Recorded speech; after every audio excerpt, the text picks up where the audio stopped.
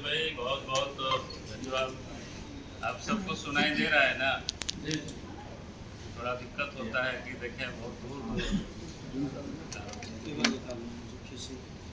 आप सबको ध्यान में बता ही दिया आप सब लोगों को कि देश की मोदी सरकार के कार्यकाल का 9 साल पूरा हुआ और 9 वर्षों की जो उपलब्धि है, उन उपलब्धियों को लेकर के पार्टी की ओर से जो एक अभियान तय हुआ है कि 30 मई से लेकर के 30 जून तक हमें देशव्यापी महाजन संपर्क अभियान, उसमें से कई प्रकार के कार्यक्रम है और उन कार्यक्रमों में एक कार्यक्रम प्रेस के साथ भी मुखातिब होना कि आज के ही नहीं बल्कि युगों से आप सब लोगों का बड़ा महत्व है, क्योंकि हमारी सरकार की जो उपलब्धि है उन उपलब्धियों को आपके माध्यम से भी हम सब लोग चाहेंगे कि जनता तक पहुँचे। और इसलिए पार्टी की ओर से ये कार्यक्रम आयोजित किया गया है कि भाई प्रेस से भी मीट करना है और 9 वर्षों की उपलब्धि तो ऐसी बहुत कुछ है, क्योंकि 9 वर्षों का कार्यकाल और नरेंद्र मोदी जी का कार्यकाल, अगर उसको एक एक करके बताने लग जाए तो शायद समय भी काफ़ी लगेगा, क्योंकि काम ही इतना किया है जितनी हम और आप शायद सोच नहीं सकते। और इसीलिए हम लोग भी जब आप सब लोगों के बीच आते हैं तो अपनी नोटबुक कुछ रखना पड़ता है बताने के लिए इतने सारे काम ही हुआ।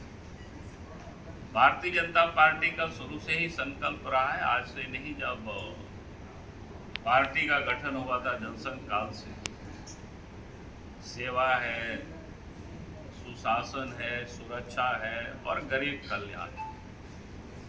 और इसको लेकर के पार्टी सत्ता में नहीं भी रही और कहीं भी कोई किसी प्रकार की आपदा विपदा है तो पार्टी के कार्यकर्ता सबसे बढ़ चढ़ करके लोगों ने सेवा का काम किया। और सत्ता में जब अवसर मिला पार्टी को, चाहे राज्यों में हो चाहे केंद्र में हो, तो फिर उसी काम उसी संकल्प के साथ पूरा करने के प्रयास किया गया। अब देश के प्रधानमंत्री नरेंद्र मोदी जी जब 2014 में देश के प्रधानमंत्री बने तो आप सबको ख्याल होगा कि शुरू में उन्होंने ही कहा था तो भाई हमारी सरकार देश के गांव, गरीब, किसान, मजदूर के प्रति समर्पित रहेगी। और इस काम को हम सब लोगों ने देखा। अगर हम दूर की बात नहीं भी करें तो नज़दीक में जो सबसे बड़ी महामारी आई वैश्विक स्तर पर, जो कभी हम लोगों ने कुछ सुना नहीं था, पहले भी कुछ बीमारी आती थी तो किसी पार्ट में होता था, किसी देश में होता था, लेकिन पूरा धरती को अपने चपेट में ले लिया था कोरोना। और कोरोना काल में किस प्रकार से देश के अंदर में अफरा तफरी हो गई थी, जो विकसित देश था दुनिया में वो भी एक प्रकार से परेशान हो गए थे। लगता था कि पता नहीं कि हम लोग फिर मिल पाएंगे कि नहीं मिल पाएंगे। सब कुछ बंद हो गया था, ठप पड़ गया था, हालत बहुत ही खराब थी। और भारतवर्ष में तो एक मांग से पीपीई किट और मेडिकल उपकरण वगैरह कुछ बनता भी नहीं था, हम सब कुछ बाहर से ही आयात करते थे। वैसी हालत में देश के प्रधानमंत्री नरेंद्र मोदी जी ने जो काम कर दिखाया वो अद्भुत।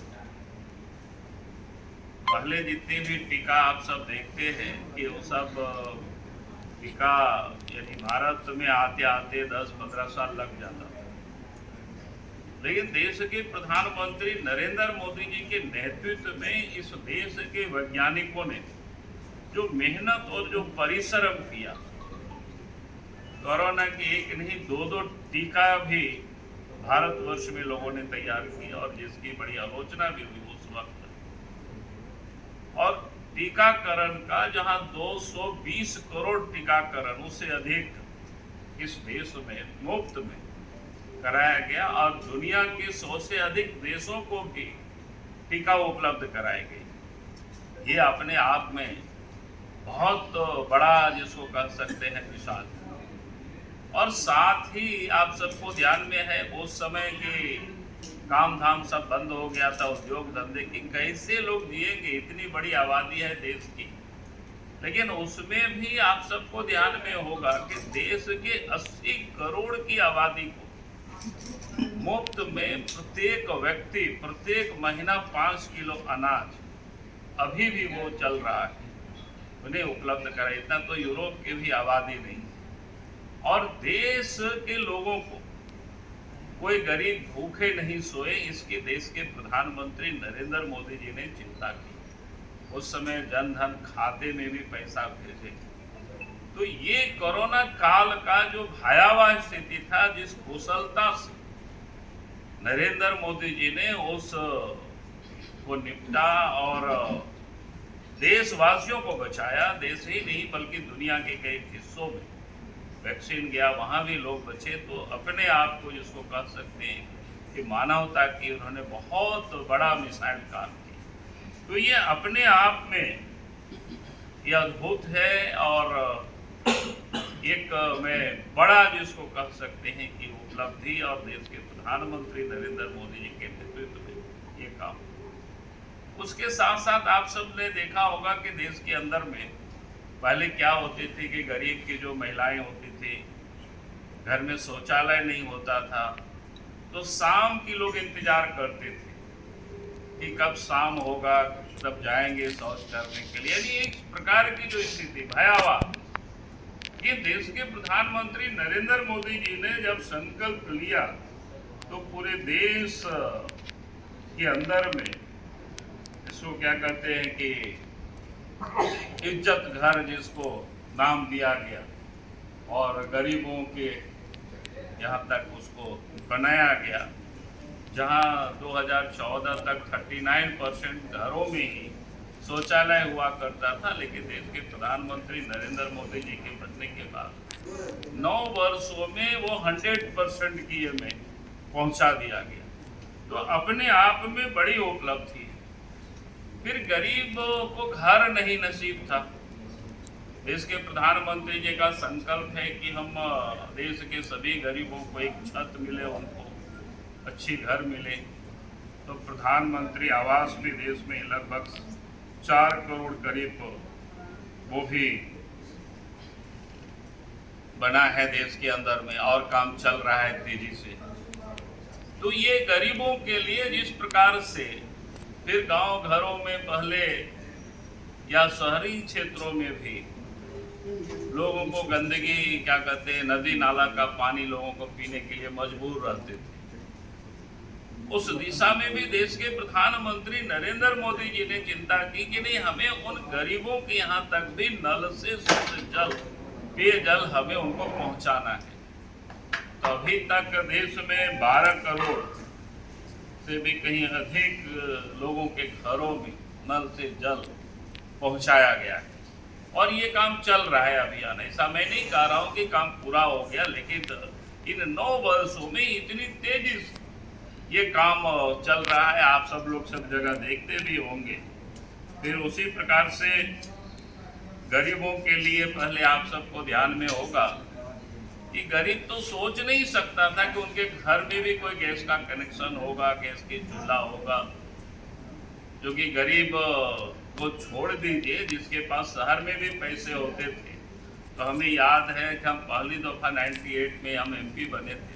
उस समय तो हम लोगों को कूपन मिलता था गैस का, और फिर अपने कार्यकर्ता समर्थक उसके बीच में बड़ा झगड़ा हो जाता था, और जहां गैस का वितरण होता था कभी कभी वहां भी लाइन लग जाती थी, और वहां भी लॉ एंड ऑर्डर की सिचुएशन पैदा होता था।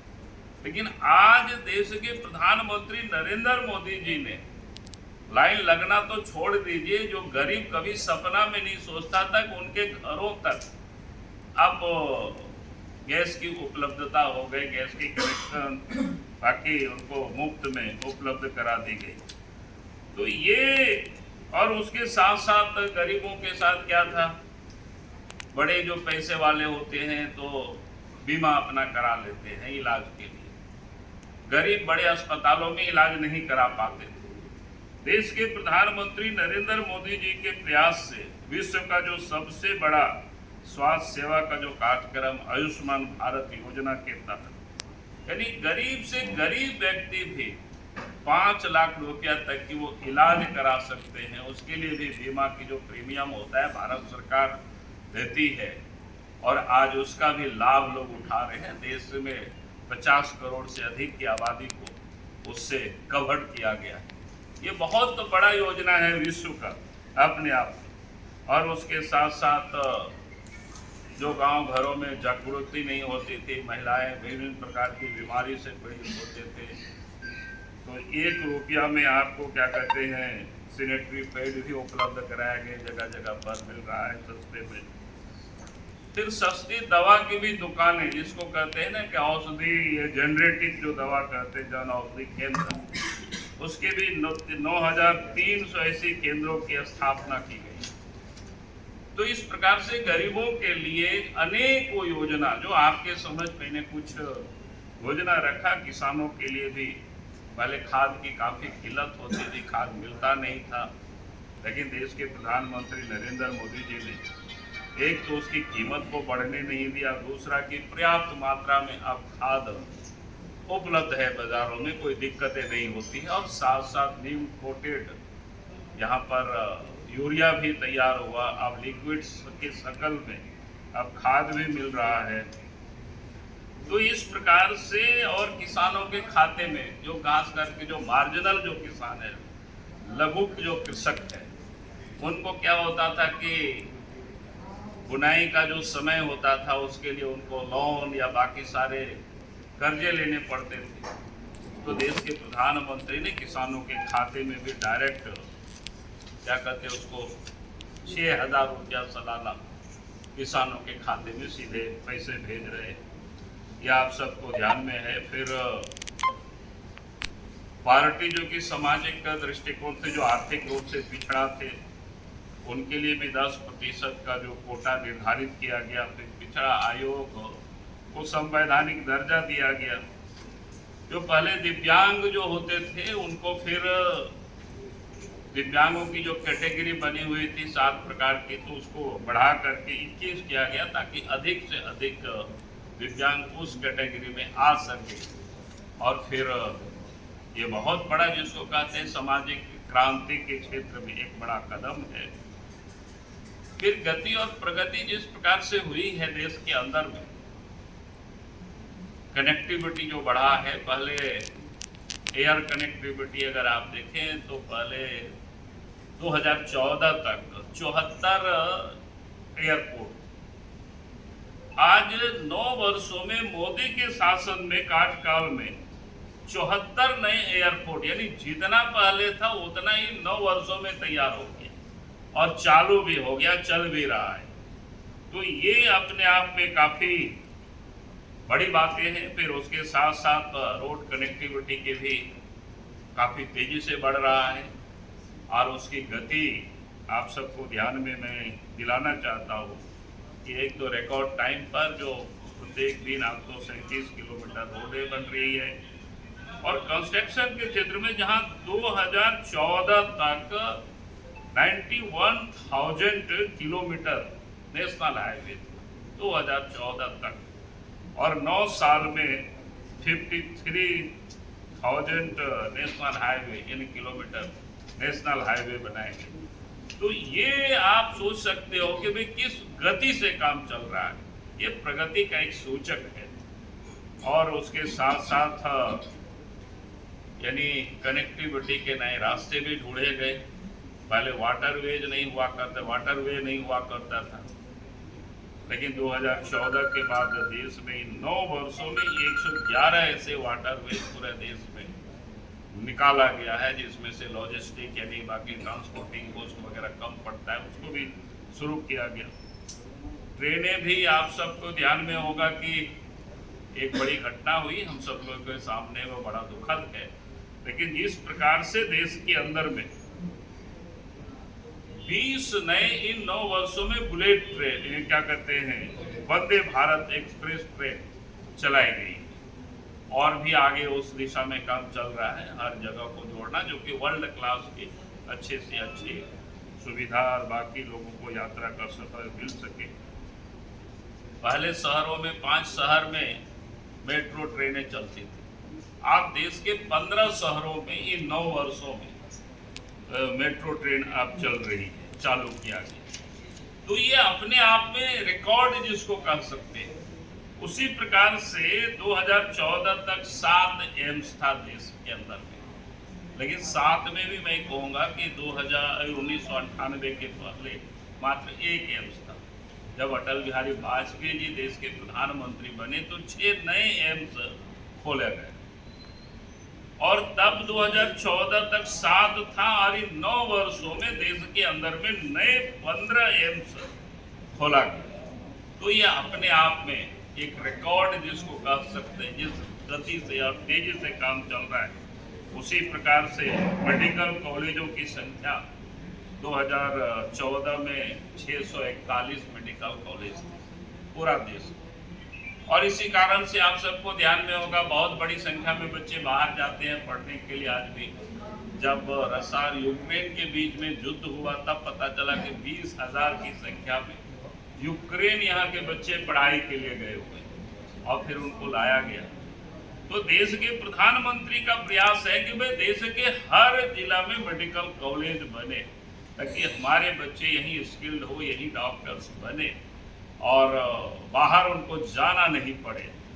तो इन 9 साल में 7 नए मेडिकल कॉलेज भी बन करके तैयार हुआ, और कई तो प्रोसेस में यहाँ भी लोग शायद हमको बताया है कि बन रहा है, उस प्रोसेस में है, आज जाएंगे वहाँ भी देखने के लिए। उसी प्रकार से जब कॉलेजें बढ़े तो मेडिकल की सीटें भी बढ़ी। 2014 तक 82,466 सीटें थी, और 9 साल में 69,663 नए सीटें के इजाफा हुआ, यानी बढ़ोतरी हुई उसमें। तो ये आप विकास की गति आप देख सकते हो, जिस ढंग से देश में विकास हो रहा है वो हम सब के सामने।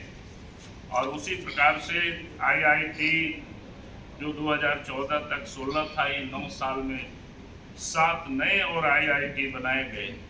IIM भी 2014 तक जहाँ 13 था, वहाँ 9 साल में 7 नए बनाए गए। तो देश के अंदर में 2014 तक 723 विश्वविद्यालय था, वहाँ 9 साल में 390 विश्वविद्यालय बन गए। तो इसी प्रकार से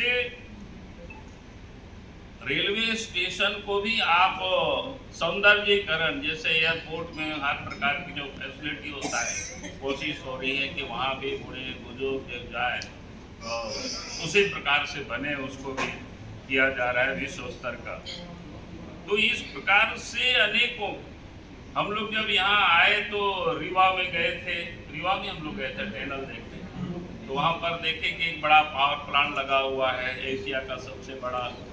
और फिर वहीं पर एक टनल देखे तो हमें वहाँ बताया गया कि आप सब लोग तो आते जाते होंगे, जहाँ 50 मिनट लगता था उस पहाड़ को पार करने में, आज वहाँ 2.5 मिनट में लोग पार कर जाते हैं, यानी टनल बना। तो ये आपका उदाहरण मैंने दिया है। इस प्रकार से टनल सीमावर्ती क्षेत्र में क्या करके जम्मू कश्मीर में तो वहाँ भी बन रहे हुए, लेह और मनाली के बीच जहाँ 4-5 घंटा की दूरी होती थी उसको कम किया गया, और 10,000 फीट पर वहाँ भी टनल बनाए गए मनाली से लाहौल स्पीति में। तो ये अपने आप में बहुत बड़ी बातें हैं, और इस प्रकार से काम फिर डिजिटल के क्षेत्र में अद्भुत क्रांति हुई है देश के अंदर में। आप जितने भी पहले आप सुनते थे कि देश के पूर्व के प्रधानमंत्री कहते थे जो पैसा हम भेजते हैं वो मात्र 15 पैसा पहुँचता है घीसते घीसते, लेकिन आप पैसा घीसता नहीं है।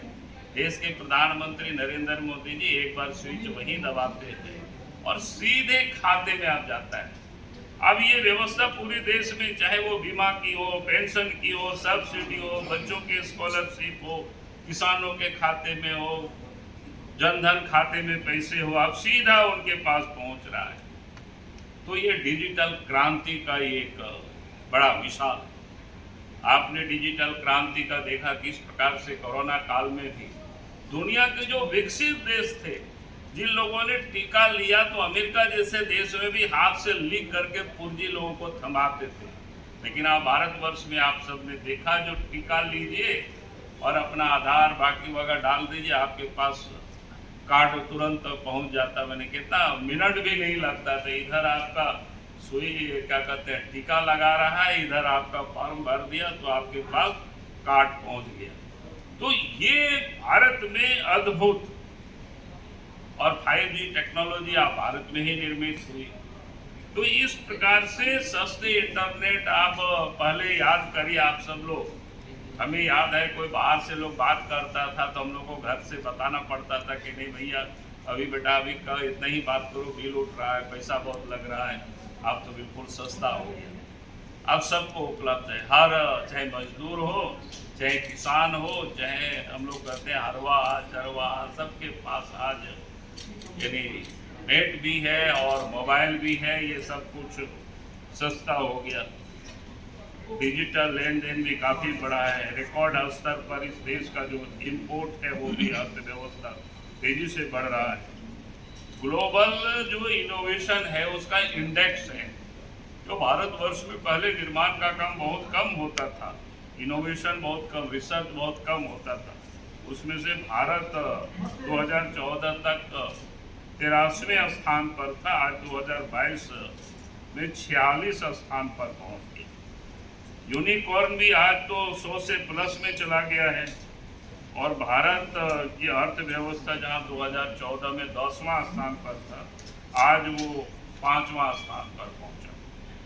जहां ईज ऑफ डूइंग बिजनेस के मामले में भारत 2014 तक 142 नंबर पर था, आज 63 नंबर पर है।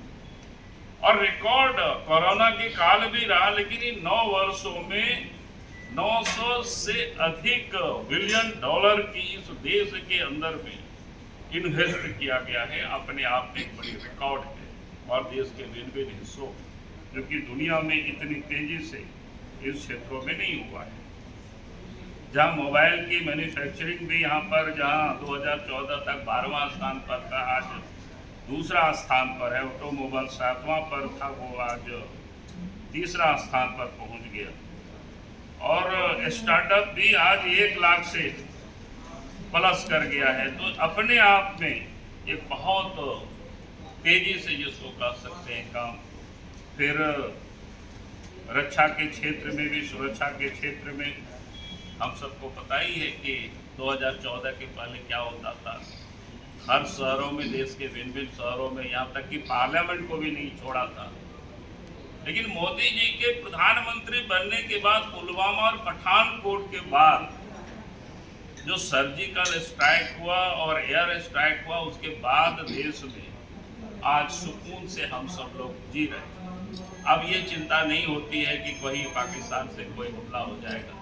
फिर गलवान घाटी की घटना भी आप सबको पता है। आज डिफेंस के सेक्टर में लाखों करोड़ों रुपया की आज भारत में ही निर्माण हो रहा है। पहले तो जूता और क्या कहते बुलेट प्रूफ गाड़ियाँ और जैकेट तक बाहर से मंगाते थे, अब भारतवर्ष में ही तैयार हो रहा है। अब तो मिसाइल तक दुनिया को आप बेच रहे हैं। तो ये अद्भुत जिसको कह सकते हैं, डिफेंस के सेक्टर में भी, रक्षा उत्पादन में भी ये देश आगे बढ़ा है, तेजी से बढ़ रहा है। फिर अपनी जो विरासत थी, फिर देश के अंदर में 370 भी समाप्त हुआ। फिर विरासतें जितनी थी, अयोध्या की राम जी की मंदिर बन रहा है, आप सबको ध्यान में है ही।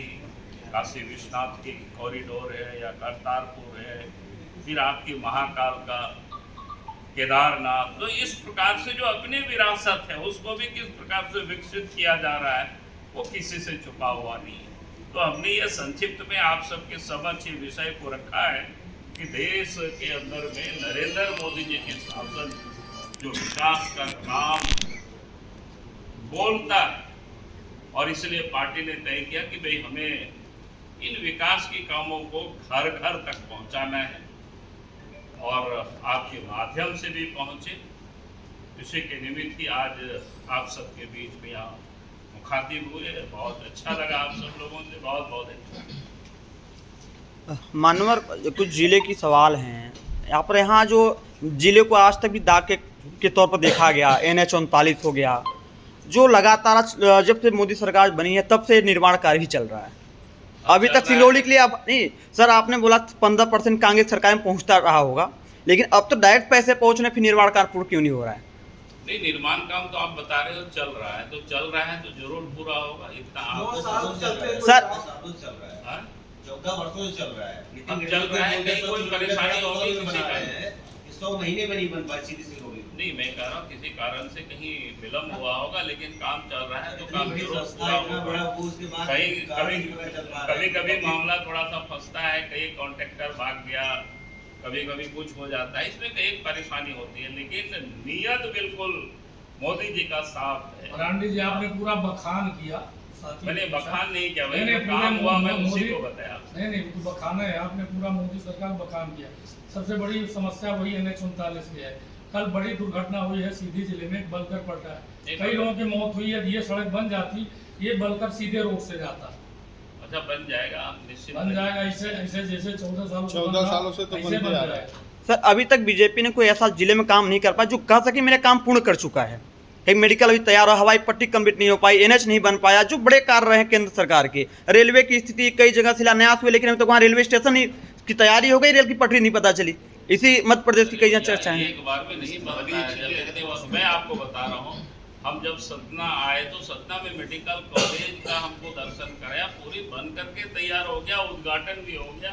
इस सत्र से वहाँ पढ़ाई भी शुरू हो सर जाए। जिले के हालात तो बद से बदतर हैं। मैं कहाँ कह रहा हूँ भाई, जब इतनी वर्षों में इतना काम नहीं हुआ था, आप तो शुरुआत तो हो गई ना।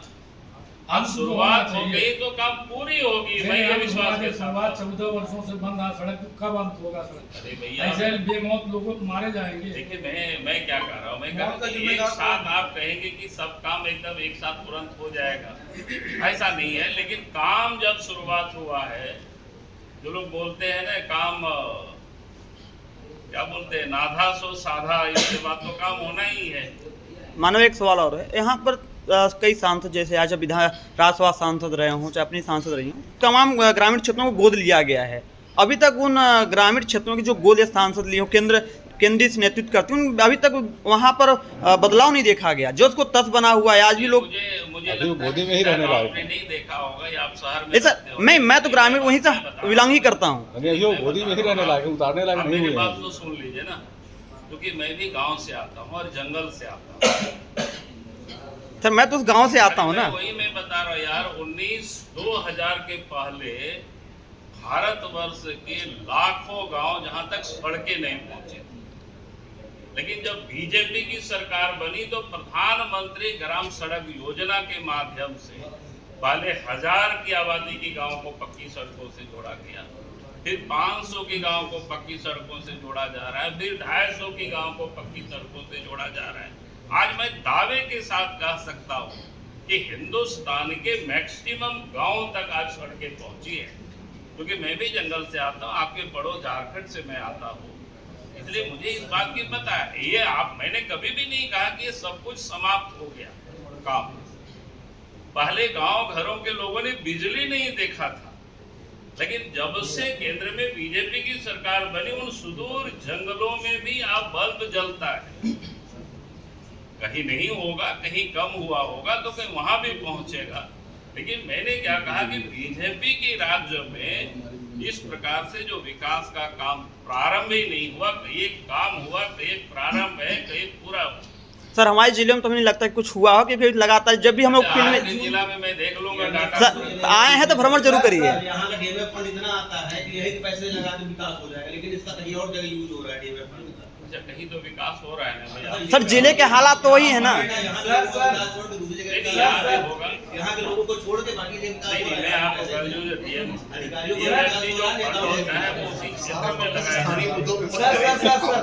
2018 में राहुल गांधी महाकौशल से विधानसभा चुनाव का शंखनाद किया था। अब 12 जून को प्रियंका गांधी आ रही है, कह रही है कि मां नर्मदा का आशीर्वाद लेंगे और विधानसभा चुनाव फतेह करेंगे, कैसे देख रहे हैं?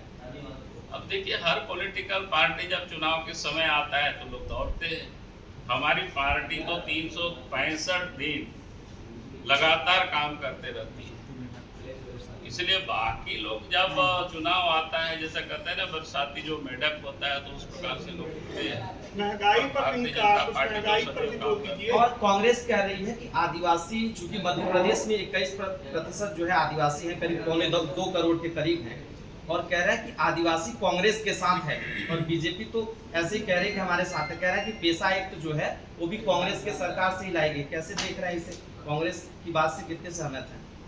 देखिए, मैं सहमति की बात नहीं कर रहा हूँ, लेकिन कांग्रेस पार्टी ने, जैसे मैंने कहा कि गांव, गरीब, किसान, मजदूर को इन्होंने कभी भी देखा नहीं। अभी आदिवासी हैं, गांव के क्षेत्र में सड़कें नहीं हुआ करते थे, बीजेपी की सरकार बनी, सड़कें पहुंच जाती। गांव के क्षेत्र में आदिवासी घरों में तो बिजली तक लोगों ने दर्शन नहीं किया था, आज वहाँ बिजली बीजेपी ने पहुंचाई।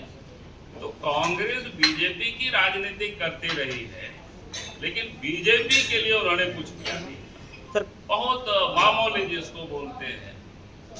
महंगाई पर भी कुछ बताएंगे? नहीं, महंगाई मैं कह ये सब सकता तो हूँ ठीक कि है, आज जैसे राशन मुफ्त में राशन बंट रहा है नीचे वाले स्तर को, बीपीएल को, लेकिन मध्यम वर्ग की स्थिति क्या है, इस पर क्या सोच रहे नहीं, महंगाई अगर आप देखें दुनिया में जिस प्रकार से महंगाई है, उस तुलना में भारतवर्ष में आप बिल्कुल क्या कहते हैं उसको 7% से भी कम में महंगाई दर को जैसे बनाए रखा। कोई उदाहरण? उदाहरण सब चीज में है भाई, ऐसा क्या है, कोई उदाहरण क्या है? आप पेट्रोल डीजल की आप बात करेंगे, चूंकि जीएसटी के दायरे में गैर बीजेपी शासित राज्य के मुख्यमंत्री चाहते नहीं है।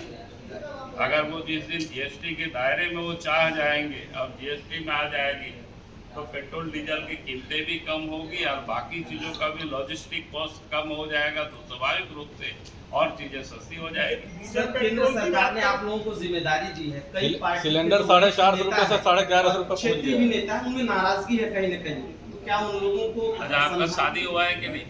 शादी हो गया कभी कभी पत्नी नाराज होती है कि नहीं? तो उनको क्या मनाएंगे आप लोग? हाँ भाई, होते हैं। अब बनाते हैं आप जैसे, वैसे ही होता रहता है यार। इतने बड़े घर है तो इतना बड़े कुछ ना कुछ तो होते ही रहता है घर में।